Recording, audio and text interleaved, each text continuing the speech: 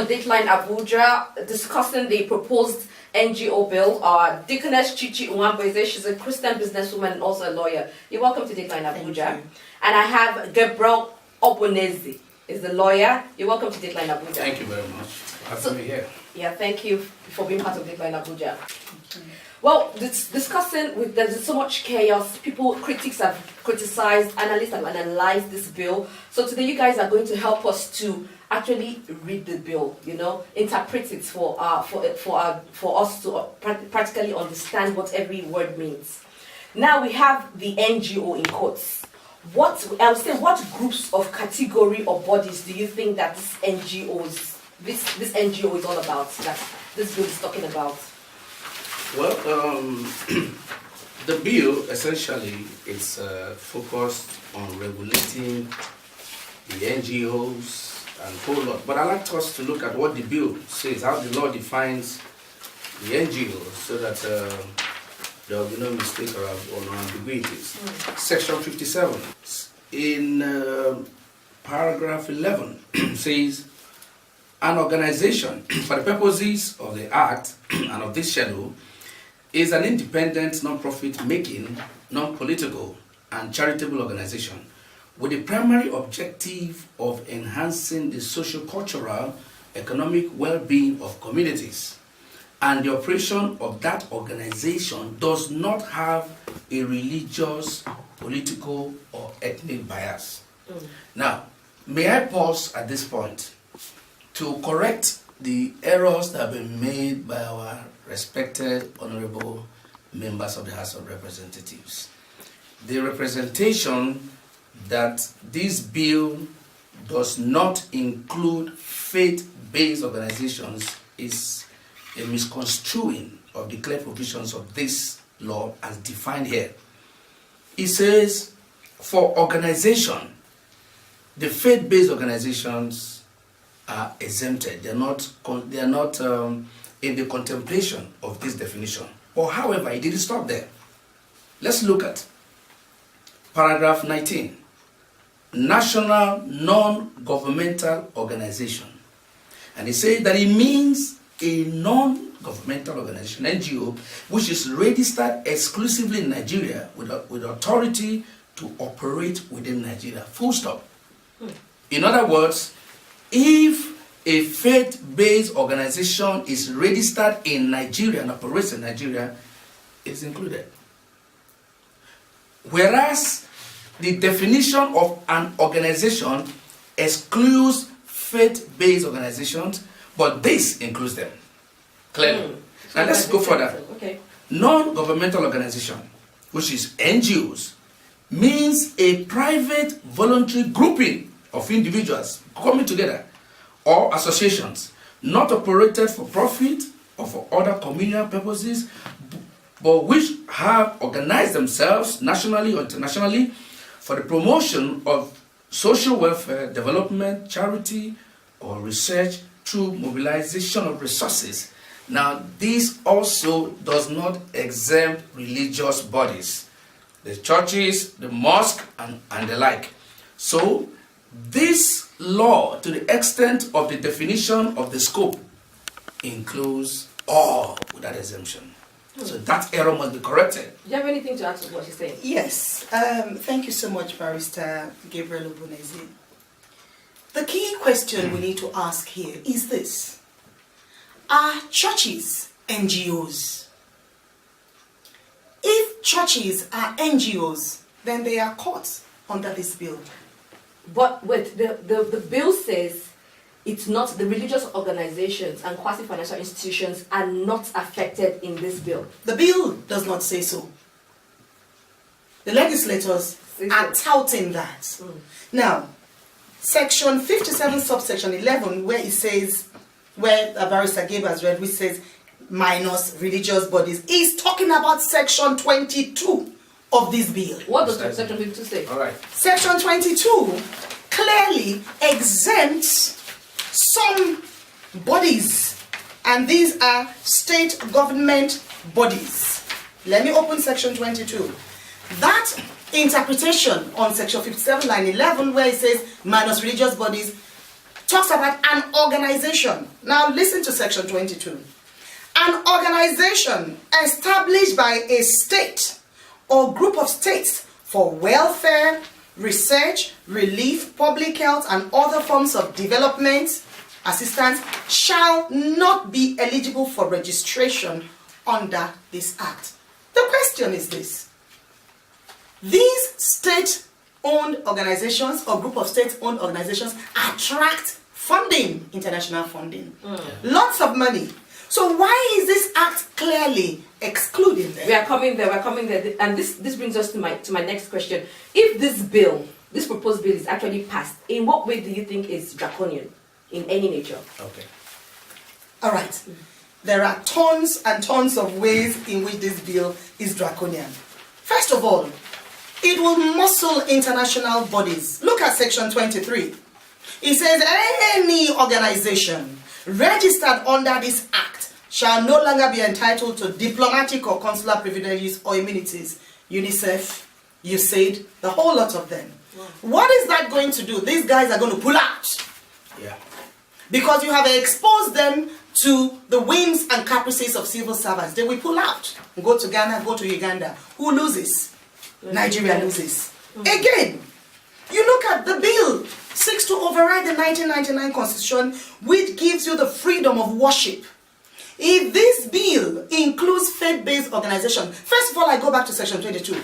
If the legislature are sure and know the importance of avoiding ambiguities, and so they remove state government or group of state government-owned organizations or NGOs from the bill, why don't you expressly remove faith-based organizations? Why verbally explain to us that faith-based organizations are not included? In the same section 22A, where you exclude state-owned NGOs, section B should exclude faith-based organizations. Clear?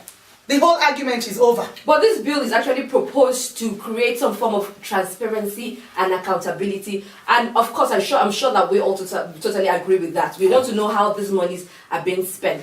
What is your take on that? Well, I do agree that NGOs and all organizations should be regulated by law, but not this. Because of the couching of this bill and perhaps the intendment. Now, like what she has said with respect to the regulation or gagging religious worship, this bill contemplates clearly, there are ample provisions on that, as to the fact that NGOs, CSOs, and all that must be registered. That means after your registration, by virtue of the Companies and Allied Matters Act, you will now need to come to this council, the commission, and be registered, which registration has just a 2-year lifespan. And it's instructive that even the members of the commission, they have 5-year lifespan, tenure, 5-year tenure, renewable for another 5 years. Whereas faith-based organizations, NGOs, CSO, and CBUs, they just have 2-year registration renewable. And the point is this. After 2 years, they will have to come back for re-registration or renewal. And at that point, they can be refused or re-registered. More troubling, and everybody should hear this for good, that what it takes to be registered is not captured here. Whereas in Companies and Allied Matters Act, under Part C, every organization knows that these are the requirements of the law to be incorporated, your board of your trustees to be incorporated, what qualifies them to be trustees, that is well captured. There's no ambiguity, no ambushing. Now, what we have here is that you operate this year, we don't know what's going to be the next year, because it's subject to the comfort, whims, and caprices of the commission. That's draconian. Who do you think Let this me bill... just add on the transparency aspect. Okay. That gives me a lot of concern. I take it to section 46 of this bill.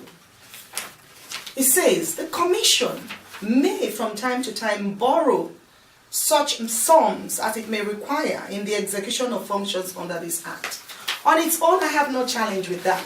So the commission is envisaging that in future we may need money, we may be broke.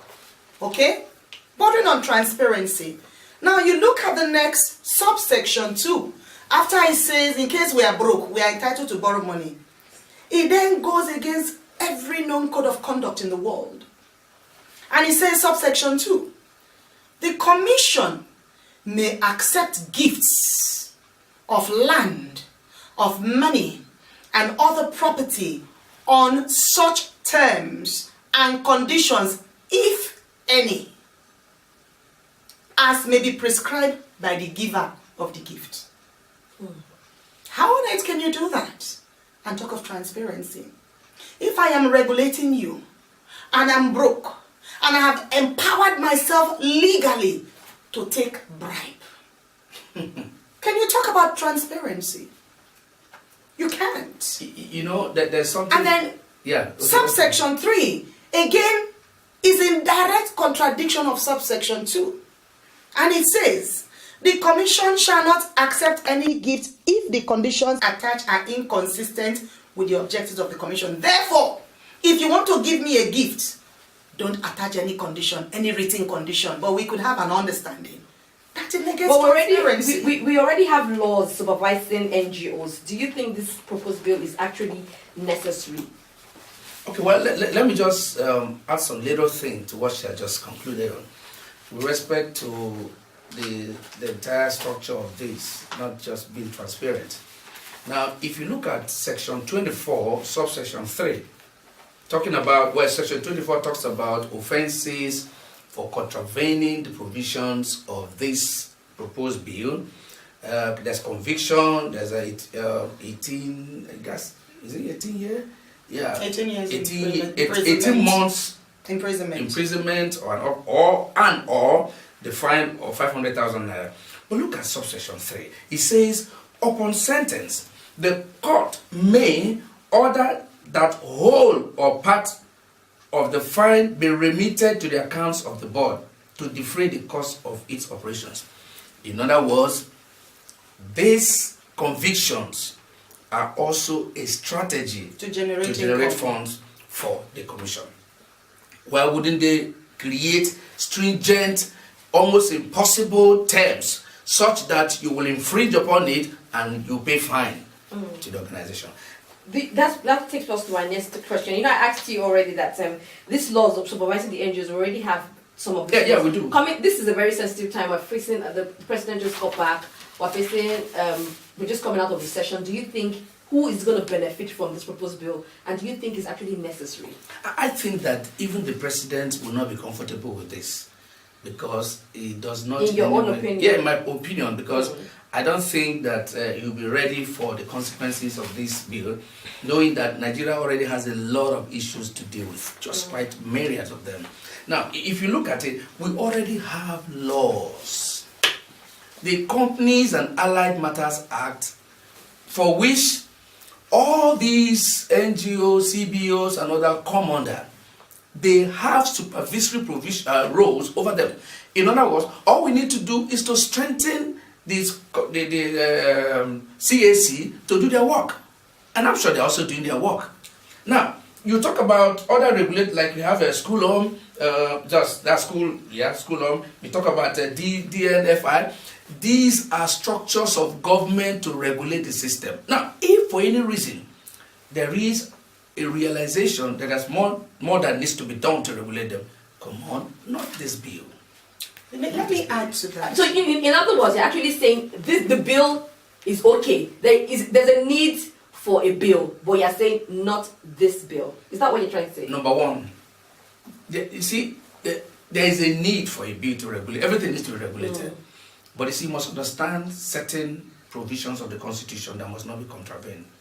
For example, we talk about religion. There's freedom of worship. Yeah. So whatever bill you bring, do you know that even if this bill is passed into law now, it's going to go through the crucible of facing the constitutional provisions, because a lot of them are in contravention. So why do we mess ourselves up from the start? Let me add to that. Look at section 21 of this bill. Because the idea of legislating for us is to improve the system. Yeah. A bill to regulate NGOs, a law, it's welcome, but that bill has not yet been proposed. This bill is not it. That bill is yet to be proposed. This bill is not it, because this bill is fraught with issues. I take you to section 21, okay, which tries to knock off the judiciary, which is not possible. We have 3 arms of government. Just can you read it? Fine. Yeah. Any organization which is aggrieved by a decision of the board made under this part may, within 60 days from the date of decision, appeal to the minister. Fair enough. On request from the minister, the council shall provide written comments on any matter over which an appeal has been submitted to the minister under this section. Okay, 3 is where the problem starts. The minister shall issue a decision on the appeal within 30 days from the date of such an appeal. And then, arbitrary. And such a decision of the minister shall be final. It can be challenged. So What about you the can't challenge judiciary? me. You cannot knock out the judiciary. No, you can't. Okay? It doesn't even stop at that. It then goes to a scary part, which says, if the council is satisfied that the organization has ceased to exist, its recommendation to the board shall include suggestions of how the assets and liabilities of the organization shall be distributed and reasons therein. Let me tell you what this means. If churches, mosques, faith-based organizations are NGOs and therefore come under the Act, and for some reason you make some inflammatory statement about the government in power, I will decide to just wait for you and refuse to renew your registration. And if I refuse to renew your registration and the minister agrees with me because it's appointed by the government in power, it means that in my mind you have ceased to exist. And so in my mind, if you cease to exist, section 4, which has become a law, becomes operative. I can then move in on you, take over your assets and liabilities. Please, can you read that? Okay, It's clear. subsection 4. If the council, first of all from 3, if the minister shall issue a decision on the appeal where you refuse to renew me and I'm appealing to the minister. And so he will issue a decision on the appeal within 30 days from the date of such an appeal. And such a decision of the minister shall be final. And if minister gives his decision and is final, and this act says that where you have not been registered, when you have not been renewed, you cannot operate. And where you don't operate, it means you no longer exist. Section 4 comes into play. If the council is satisfied that the organization has ceased to exist, its recommendations to the board shall include suggestions of how the assets and liabilities of the organization shall be distributed. By civil servants. By civil servants. Let me add this. So if faith-based organizations are NGOs, which they clearly are, okay, just bear with me. Go to the last page of this act, which is the explanatory memorandum of this act. I read. You see, what I have done is, there's so many schools of thought, but I have decided to pick the bill, dissect it, and walk by the bill. So there isn't any need for lots of arguments. We just go to the provisions of the bill and see what it says. Yeah. Explanatory memorandum, the very last part. This bill seeks to provide for, amongst other things, the establishment of the Non-Governmental Organization Regulatory Commission of Nigeria for the supervision, coordination, monitoring of non-governmental organizations, civil societies, and community-based organizations in Nigeria. Why are we silent on faith-based organizations? Because they are under NGOs. And in registration of faith-based organizations is the same as NGOs Part C of the Companies and Allied Matters Act. So if faith-based organizations are under NGOs and you have such draconian laws to extinguish them, we must work against that. We must not allow that to happen. We must throw this bill out and couch a new bill. Yes. That can seek transparency in the real terms, not a bill that is going to promote corruption And arbitrariness. and arbitrariness, and then involve us. I'm sorry, there's a part of this bill that says for you as an NGO to carry out any job, you must involve the people that you want to look after. And actually, let me get that. Section 27, subsection K. Inter alia, amongst other things, it says the proposals for a project shall contain the type of activities, the category, the target beneficiaries. Then I go to K. K, which is not a badge in its own portion, says the signatures of the leaders of the relevant community must be gotten by this NGO before you can do a project. Why? To show the involvement of the community in the formulation process of that project. But don't you think that's a good idea? It is a good idea, and that's what I'm saying. The faith-based organizations, NGOs, are now the community of the legislature. You want to do a bill that will help us. Why are you refusing to involve us in this bill?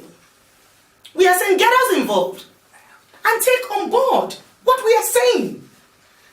If this bill pushes for any reason to become a law, will it work? We will all be in court challenging it. It will now be in the cooler while the polity is heated up. Are there plans come 2019 for draconian issues to come for which this bill is being touted ahead of 2019? We don't know, and we are very concerned about this because there are many. Time is not permitting us. I can tell you there are myriad sections here that I will bring out for us to see the draconian. Let's not argue in the air. Let's pick out the actual sections that are worthy of concern to the international community and to us. And now we are educated members of the populace, and we're saying, look, let us not allow this to go further. Let us come back to the drawing board and look at how it would benefit us. Okay, so this bill is already being proposed. Yes. Yeah. What are your recommendations? Well, my recommendation is that we need to recount this entire bill because it seems to me, with due respect to Honorable Jibrin, who brought it, it seems to be too much of copy and paste. There are a lot of contradictory things here. You see some nomenclatures. For instance, there is like what she read, that explanatory memorandum. There's a reference to community-based organization, and there's nowhere else here where it is stated, and quite a lot. I'm sure that for benefit of doubt, maybe there may be some intentions that may be good, but let's bring out that good content and eschew some of these draconian provisions that are not applicable to us. And finally, if this is my final word, may I say clearly that the information making the rounds that faith-based organizations are exempted is not correct. It's not correct at all. There are so many other aspects of this bill. We cannot possibly conclude it here. There's so many aspects that one can bring out, to help our honorable members understand. I mean, your constituency, you have intelligent people in your constituency, and our job is to work together with you to do the right thing. And so, this bill is not it. This bill is going to produce bigger issues.